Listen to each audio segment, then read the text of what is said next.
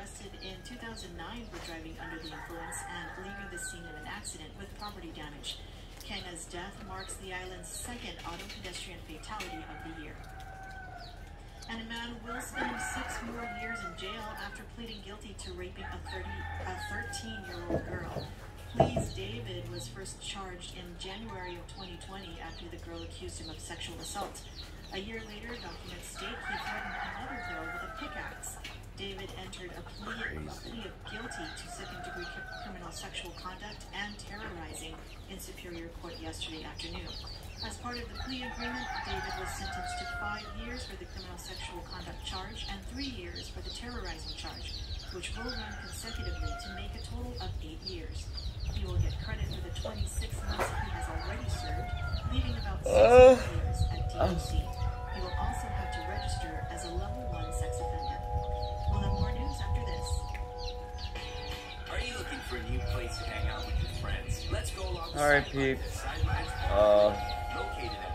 I'll see how much longer I can hang before my family comes out.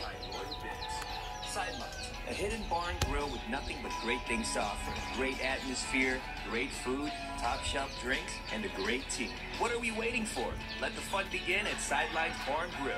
Open daily from 3 p.m. Oh my God. Guam residents are going to see an increase in their power bills. Last night, the Public Utilities Commission voted 6-1 to increase the fuel surcharge, which is the most expensive part of the power bill. The surcharge was increased from 18.08 cents per kilowatt hour to 20.95 cents. This means a customer who uses 1,000 kilowatt hours per month will pay $307.02 instead of $278.36 starting today. That's roughly a 10% increase. GPA's calculations show that increasing the surcharge will hold the agency's fuel debt to about $20 million by the end of July. But the CCU did not request an increase in the fuel surcharge, and GPA General Manager John Beneventi says any increase can wait until the beginning of May to give customers time to prepare. That would mean a larger increase to 21.8 cents per kilowatt hour starting May 1 in order to keep the fuel cost under recovery at $20 million. Senators will be voting tonight on whether to allow a new power plant to be installed near Jose Rios Middle School. Bill 213-36 would create an exemption for the installation of 41 megawatts of reserve power generation at Cabris as part of the project to construct a new power plant in Ukudu. The site would be placed within 1,200 feet of the school. Without the exemption, the unit would be in violation of local law that bars the construction of fossil fuel facilities with a capacity that exceeds 1 megawatt within 1,500 feet of a school. Despite several concerns against the proposal, the measure's passage is critical for GPA and the Ukudu power plant project. Utility officials have made it clear that the construction of the Ukudu plant is linked to its reserve unit. They add that the power plant project could fall apart without the exemption. The Ukudu power plant is expected to become the next main source of power for Guam. And those are your top stories on the point. Here's Ray with you. Move the school! Just move the school! When you take it over, you kick everybody out. Isn't that up in Chico? Right, back in once upon a time it was a school. So get the kids out of what's it, Price? Is it? No, it's not Price. What's the name of the school? PC Lahan.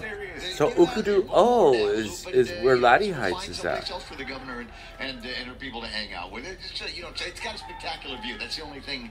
It's the only upside for Adelup. Otherwise, they're supposed to be across the old police station by the post office anyway. You're supposed to rebuild the administration building and the Palazzo and all of that stuff, so we can return the old Adelup site back into.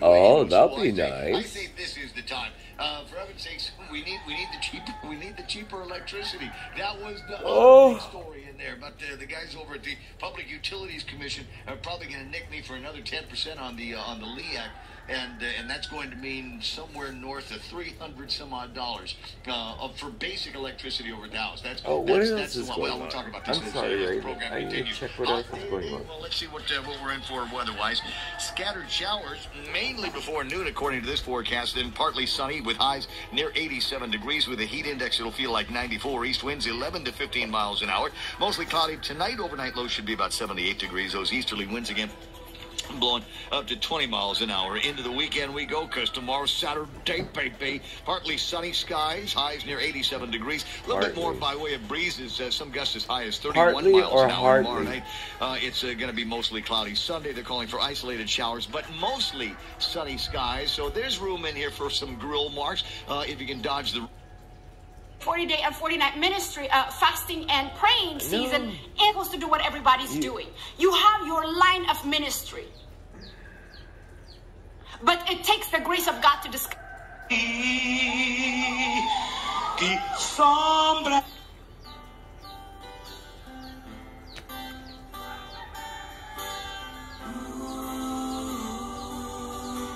I don't know if this is today again. Try to get on the link. 28 people watching. Is there a date on this? Is the link long?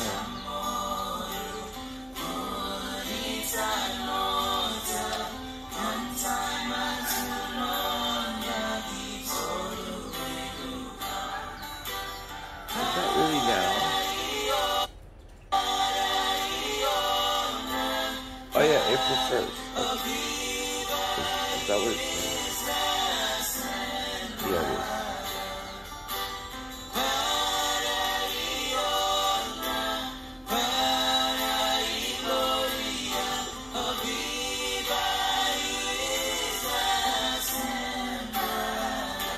Mornings with Patty is brought to you by Bank Pacific, where others put branches, we place roots. And by GTA. On March 4th, Guam Homeland Security sent an advisory warning about Russian cyber attacks. Turn to the experts at GTA who have the right solution to protect your business. Visit GTA.net or call 671-644-1000 for a free consultation today. Are your dog's vaccines up to date? With all of this pandemic craziness, that might have slipped through the cracks. But no need to panic. Wise Owl is here to help. Backed by popular demand, Wise Owl will be hosting a drive-through vaccine clinic.